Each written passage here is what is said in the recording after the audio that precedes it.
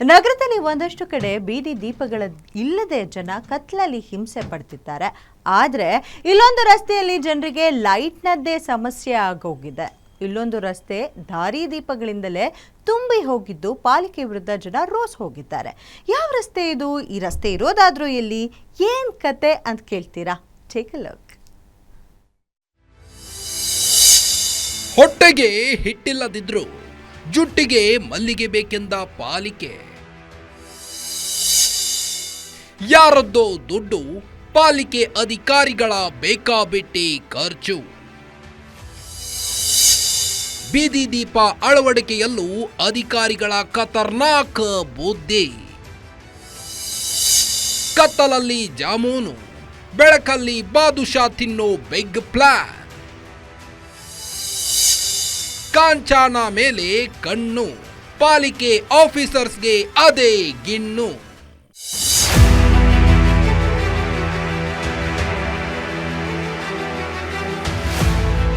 ಸಾಲು ಸಾಲಾಗಿ ಇರುವ ಬೀದಿ ದೀಪಗಳು.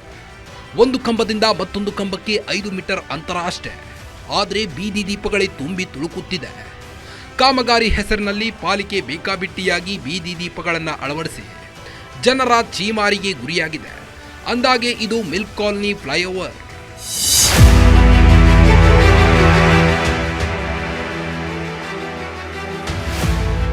ಹಳೆ ಕಂಬಗಳು ಗಟ್ಟಿಮುಟ್ಟಾಗಿ ಹಾಗೇ ಇದೆ.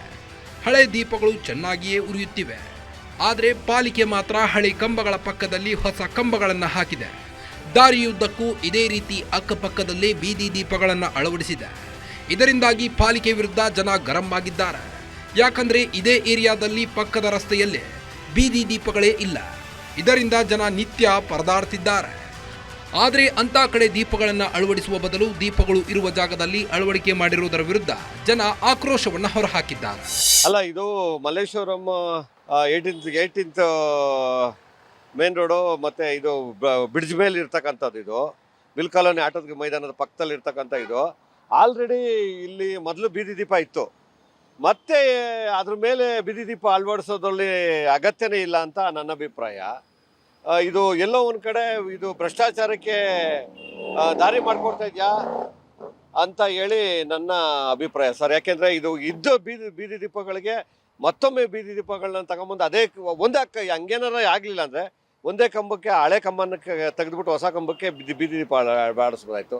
ಬಟ್ ಇದ್ದಿದ್ದಂಥ ಬೀದಿ ದೀಪಕ್ಕೆ ಪಕ್ಕದಲ್ಲೇ ಇನ್ನೊಂದು 5 ಮೀಟ್ರ್ ಇಲ್ಲ, 5 ಮೀಟ್ರಲ್ಲೇ ಇನ್ನೊಂದು ಬೀದಿ ದೀಪ ಅಳವಡಿಸ್ತಾರೆ ಅಂದರೆ ಇದು ಕರೆಕ್ಟಾಗಿ ಗೊತ್ತಾಗ್ತದೆ. ಭ್ರಷ್ಟಾಚಾರ ಲೂಟಿ ಹೊಡೆಯೋದಕ್ಕೋಸ್ಕರ BBMP ಅಧಿಕಾರಿಗಳು ಇದನ್ನ ಮಾಡತಕ್ಕಂಥ ಕಾರ್ಯ ಅಂತ.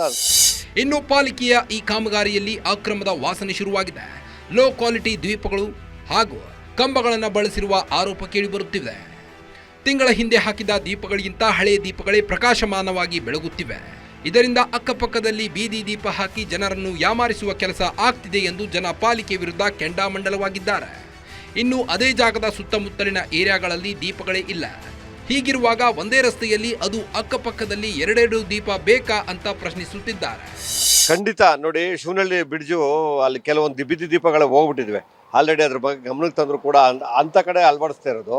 ಇದು ಸುಮ್ಮನೆ ಬೇಕು ಅಂತಲೇ ಈ ಜಾಗದಲ್ಲಿ ಡಬಲ್ ಕಂಬ ಅಳವಡಿಸಿರೋದು ಎಲ್ಲ ಒಂದು ಕಡೆ ಭ್ರಷ್ಟಾಚಾರಕ್ಕೆ ದಾರಿ ಮಾಡಿಕೊಟ್ಟಿದೆ. ಅದು ಕಮಿಷನರ್ ಕೂಡ ತಕ್ಷಣ ಇದ್ರ ಕ್ರಮ ಕೈಗೊಳ್ಬೇಕು. ಯಾರು ಇಂಜಿನಿಯರು ಇದನ್ನ ಮಾಡಿದ್ದಾರೆ ಅವ್ರ ವಿರುದ್ಧ ಕ್ರಮ ಕೈಗೊಳ್ಬೇಕು ಅಂತ ಆಗ್ರಹಿಸ್ತಾ ಇದ್ದೀನಿ ಸರ್. ಬೀದಿ ದೀಪಗಳ ಅಳವಡಿಕೆ ಉತ್ತಮ ಕೆಲಸ. ಆದರೆ ದೀಪಗಳು ಇರೋ ಜಾಗದಲ್ಲಿ ಮತ್ತೊಂದು ದೀಪ ಅಳವಡಿಕೆ ಮಾಡಿರುವುದು ಜನರ ಸಿಟ್ಟಿಗೆ ಕಾರಣವಾಗಿದೆ. ಅಲ್ಲದೆ ಪಾಲಿಕೆ ದುಡ್ಡು ಹೊಡೆಯುವ ಹುನ್ನಾರ ನಡೆಸ್ತಿದೆಯಾ ಅನ್ನೋ ಅನುಮಾನ ಹುಟ್ಟು ಹಾಕಿರುವುದಂತೂ ಸುಳ್ಳಲ್ಲ. Charan Moodbidri, metro bureau, guarantee news, Bengaluru.